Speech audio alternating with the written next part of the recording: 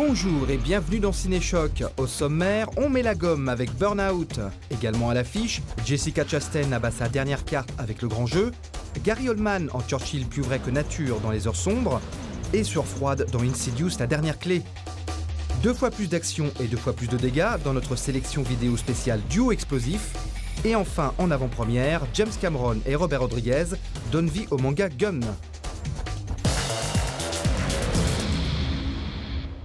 On commence cette année cinématographique à fond la caisse avec le film Burnout de Ryan Gosling. Un motard qui rêve de devenir champion de course est obligé de faire la mule pour un trafiquant de drogue afin de sortir sa sœur d'un gros pétrin. On va trouver une solution.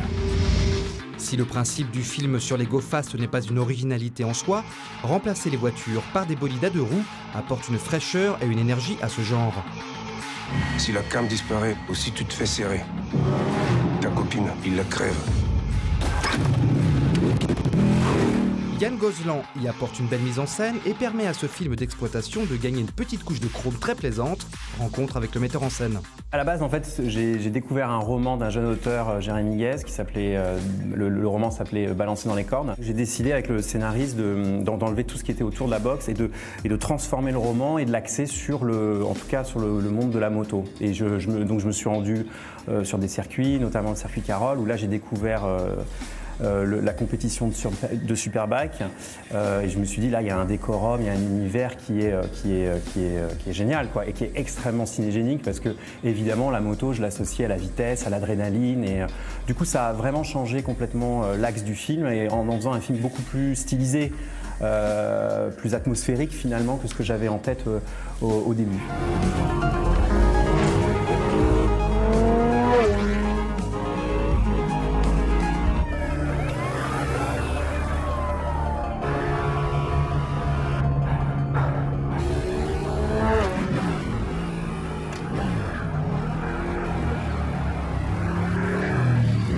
L'intérêt du film, il est avant tout sur le sens, sur le côté sensoriel, atmosphérique et presque c'est un shoot d'adrénaline quoi. En fait, c'était vraiment un dispositif d'être dans le point de vue du héros, dans sa subjectivité et tout le film, on le lâche pas d'une seule semelle.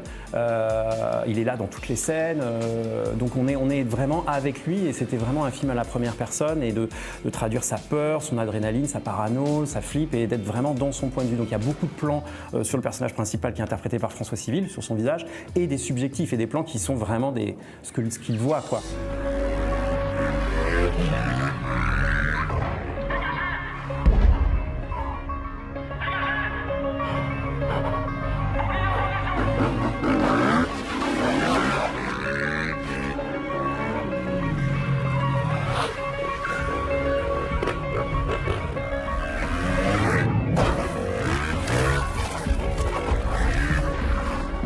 La difficulté, c'est que je voulais pas utiliser des petites GoPro, etc. Je voulais vraiment avoir des caméras cinéma et je voulais que la texture de l'image, je voulais faire un film quand même relativement esthétique, assez beau, assez soigné. Et donc je voulais que les textures d'image sur les scènes de moto et d'action ne soient pas différentes que les scènes, j'ai envie de dire, de jeu, de comédie plus classiques avec les comédiens. Donc ça a été la grande difficulté d'utiliser ces caméras et de les accrocher sur les motos qui étaient lancées à 200 bornes sur les routes. Donc ça a été et je me disais aussi, je voulais styliser les choses. La stylisation permettait justement de contrecarrer ou de me différencier effectivement des vidéos type YouTube qui sont aussi très impressionnantes, hein, mais ça me permettait d'avoir quelque chose d'un peu plus stylisé, quoi. C'est moi qui dis qu'on a fini. T'es dans la merde là. Tu me ramènes ce putain de sabre.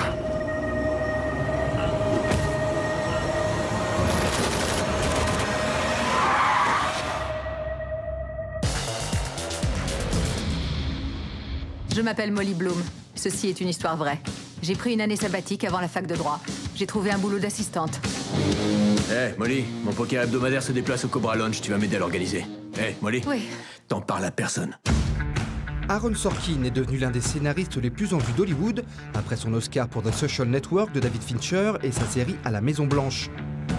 Il se décide enfin à passer derrière la caméra et fait endosser à Jessica Chastain les habits de Molly Bloom.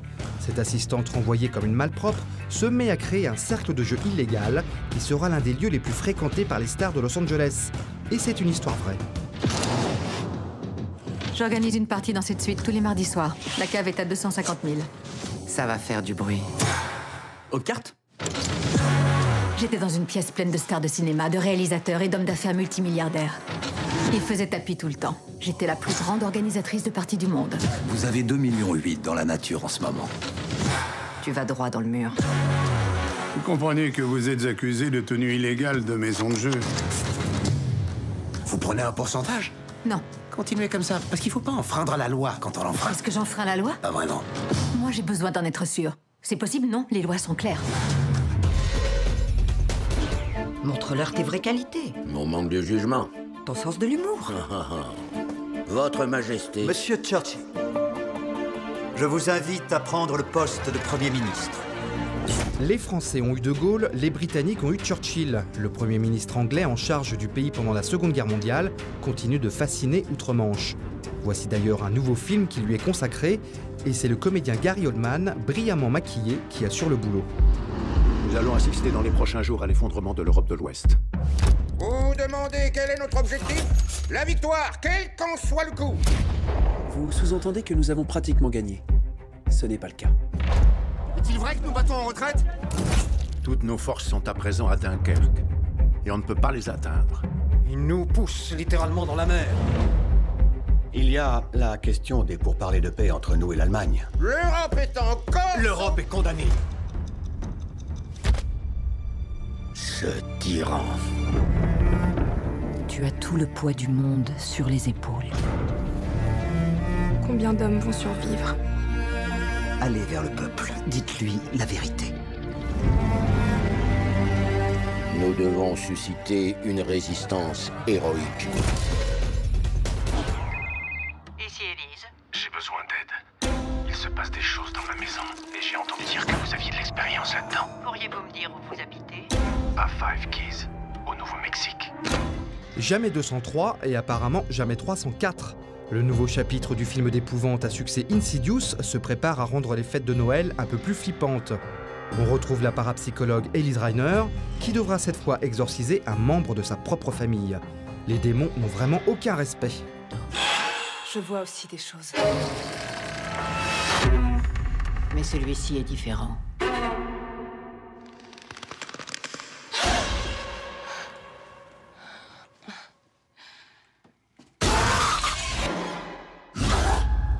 Élise, il y a quelqu'un juste devant vous. Il n'y a rien.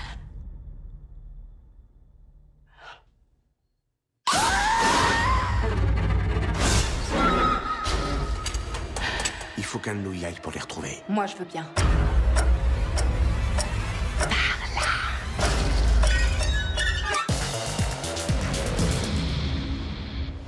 Un héros ça va, deux héros bonjour les dégâts dans notre sélection vidéo spéciale Duo Explosif.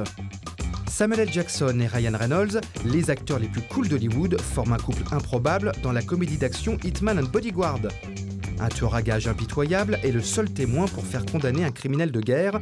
Et pour le protéger des hommes de main de ce dernier, il est désormais accompagné 24 heures sur 24 par un agent secret aussi efficace que bavard. Cette course-poursuite aussi délirante que violente à travers l'Europe ne lésine pas sur l'humour qui tâche et ce n'est finalement pas pour nous déplaire, même si on finit par trouver le film un peu long au bout de 2 heures de métrage. Ça y est, ça recommence. Coup de feu, coup de feu. J'espère vraiment qu'ils vont le tuer. D'accord.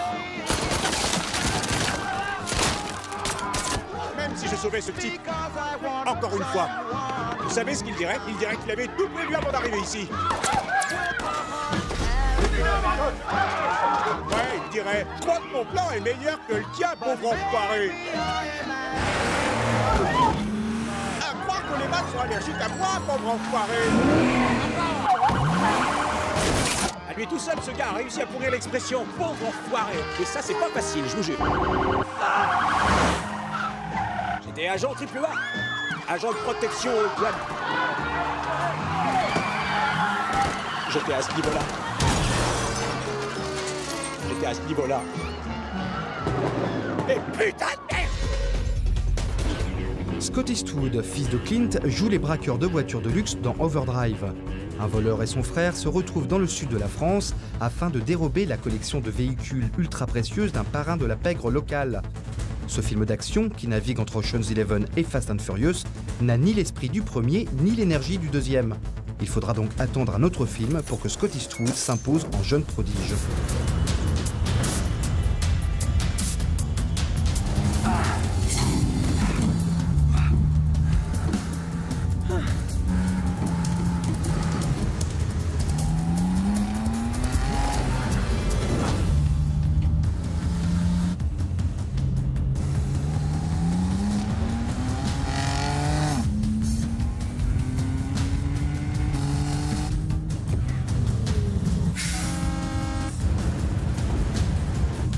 T'arrêtes pas!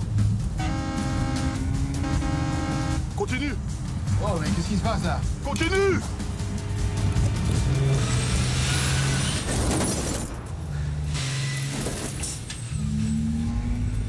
Plus vite! Merde.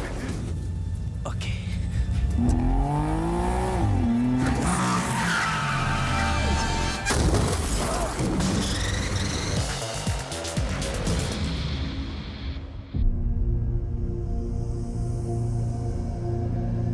Extraordinaire. James Cameron, le papa d'Avatar, se transforme en producteur et confie au réalisateur Robert Rodriguez le soin de mettre en image l'un de ses plus vieux projets, l'adaptation du manga Gum. L'histoire d'une cyborg à la recherche de ses origines sur la Terre du XXVIe siècle. Ce film de science-fiction, où se mêlent comédiens réels et personnages virtuels photoréalistes, sortira sur les écrans français au mois de juillet. Ciao et à la semaine prochaine.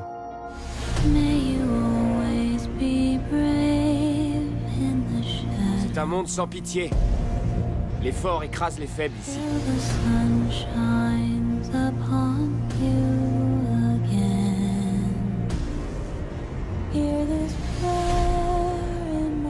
Ça ne te dérange pas que je ne sois pas entièrement humaine? Je suis prête à faire n'importe quoi pour toi. Je te donnerai tout ce que j'ai. Je te donnerai mon cœur. Alita, ils vont s'en prendre à toi. Pourquoi? Je pense que tu étais quelqu'un de précieux.